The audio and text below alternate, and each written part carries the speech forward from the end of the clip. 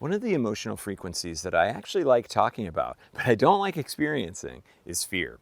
Fear is so integral to everything that we do here on this planet as these 3D humans and all the other animals as well. We see them demonstrate fear all the time. And right then, a fish just jumped out of the water. Perhaps it was a fish chasing a fly or a bug, but it might have been a fish trying to escape a predator. And in that case, it was demonstrating fear, which led it to jump completely out of the water to escape.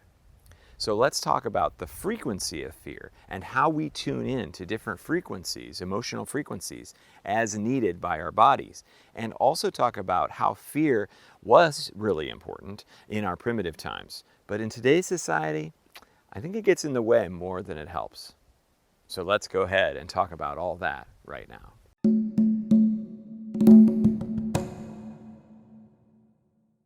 Fear is an emotion that you cannot live in the moment and experience.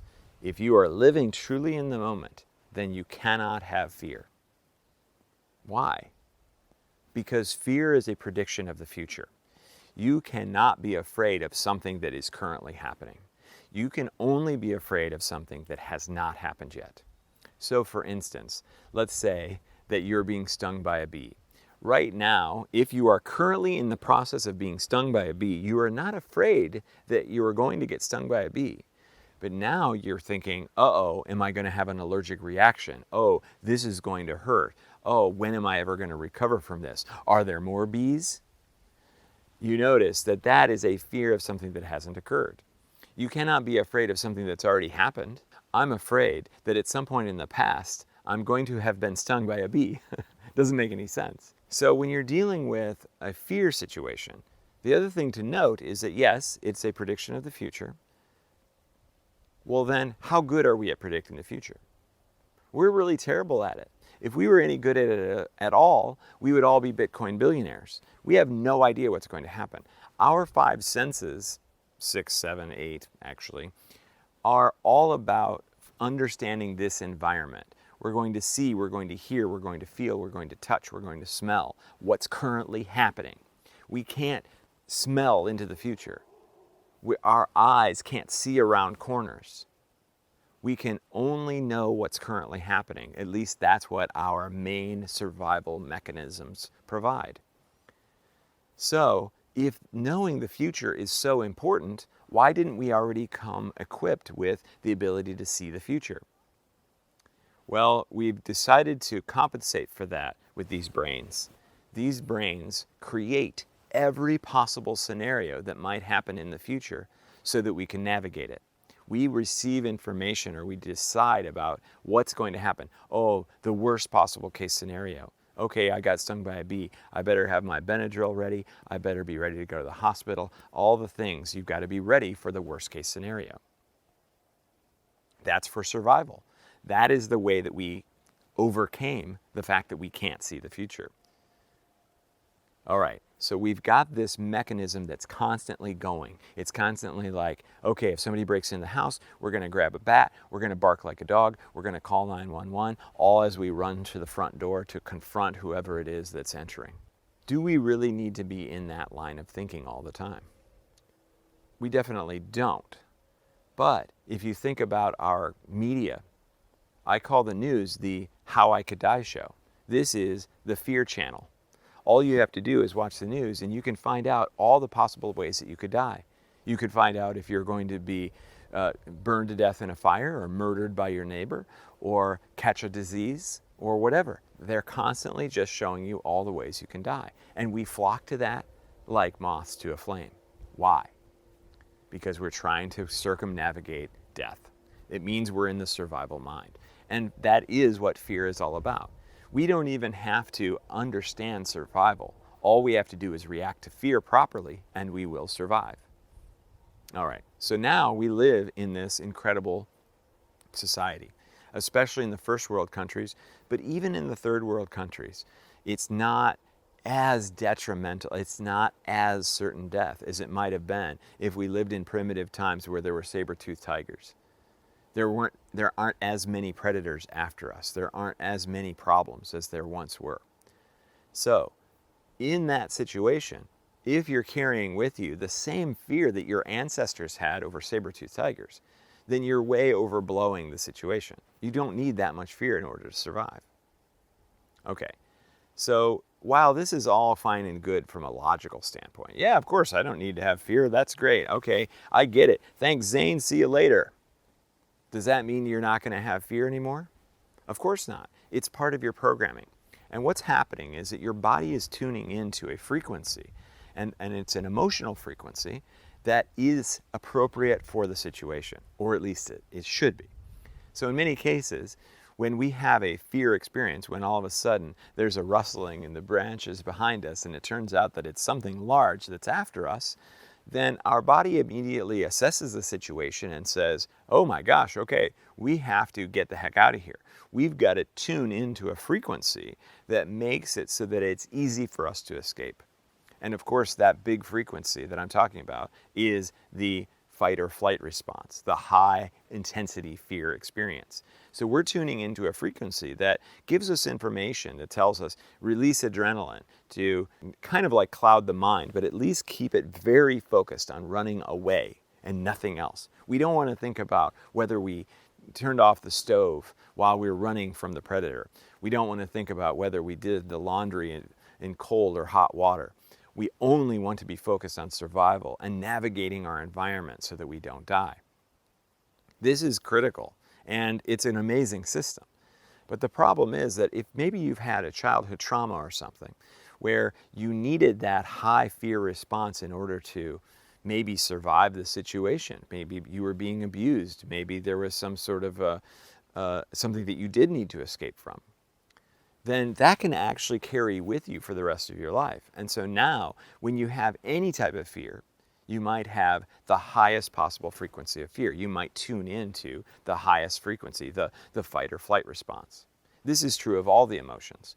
So if we are tuning into a frequency, and we're tuning into a frequency that we don't really need at that time, then we're going to experience all the detriment of that frequency, the adrenaline rush, the cloudy mind, and we're going to have a miserable time. The feeling of fear feels bad, so that we try to avoid the thing that caused the fear in the first place. It has its own negative signature to tell us, hey, you don't want to feel this anymore. Make sure that you're not in a death situation. Okay, so if you incorrectly pull in a fear frequency when you're not actually in a death situation that is too extreme for that situation, then you might call that a panic attack. And so what's happening is that you're tuning in to the wrong frequency, to a frequency that your body has previously tuned into. And since you survived, it says, that's the right one. We got this. Oh my gosh, there's a spider. Okay, let's go into fight or flight. Completely unnecessarily. So how do we overcome this? There's actually a really simple way, and I'm going to provide an activation to do it. So what these activations do is they tune you into a frequency that is more appropriate. So let's say it's fear, and that's what we're going to do today. If you are in the middle of a fear response to something, if you're afraid something's going to happen, you're afraid you're going to get fired, you're afraid anything that's going to go wrong is going to happen, then you're tuning into a fear frequency that carries with it that negative signature and all the physiological responses that maybe you don't want. Okay, so this activation will tune you into a different frequency. It will tune you into one that is much less problematic. You won't be so confused, you won't be so upset, you won't be so vibrating in a negative way. You won't have all that negative stuff associated. So that's what this activation is going to do. Now, if you listen to this activation while you are experiencing the fear, then it's going to have a profound effect. It's going to be very powerful, it's going to be instantaneous, and you're going to go, holy cow, that really changed me at that moment. But if you're not in a fear frequency and you listen to this activation, it can do some things, it can help, but it won't have the same profound effect. So remember that this exists, and you can come back and watch this at any time. You definitely want to subscribe, and you definitely want to comment and like so that other people can find this, because it is very powerful. You can also go on my website, and I have emotional frequency retunings for all the emotions. I have one for being depressed, or for being angry, or for having unworthiness, feeling this feeling of unworthiness. So many different things. So I highly recommend you check that out, and there's plenty of links in the description below for that. All right, so let's go ahead and do the fear frequency retuning activation. Close your eyes and take a nice big deep breath. And relax as you exhale. Feel yourself sinking into that chair, to the bed, to the floor, whatever it is that supports you.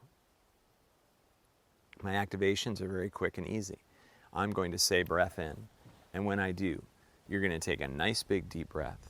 You're going to hold it at the top, and you're going to wait for me to make an explosive sound, and then you're going to exhale. This is me retuning you.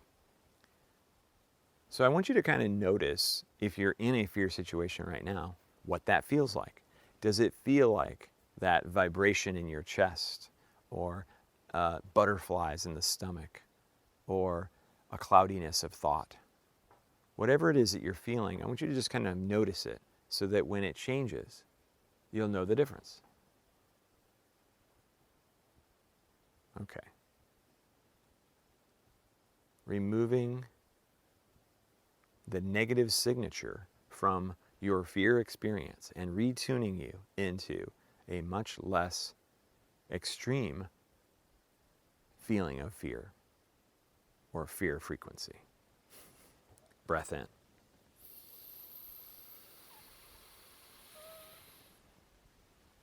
Oi!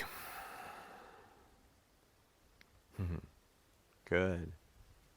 Excellent. That's amazingly all there is to it. So give it a few minutes. See if you notice anything changing. Sometimes it takes a minute. Sometimes it's instantaneous. Sometimes it may even take 10 minutes. But just keep kind of checking in and seeing how your fear feeling is feeling. When you're ready, you can open your eyes. Thanks so much for participating in that activation. There's another one for nervousness that you can download from my website for free, and I leave a link in the description below for that. Okay, so that's kind of your basic primer on fear frequency and overcoming fear. We can do it from a logical perspective and realize that it's not very efficient, it's not very effective, it doesn't really help us in any way. But you can also now do it from an energetic perspective, to retune your fear frequency from something very extreme to something much less problematic. So thank you again for participating, watching this video, and I'll see you on the next one.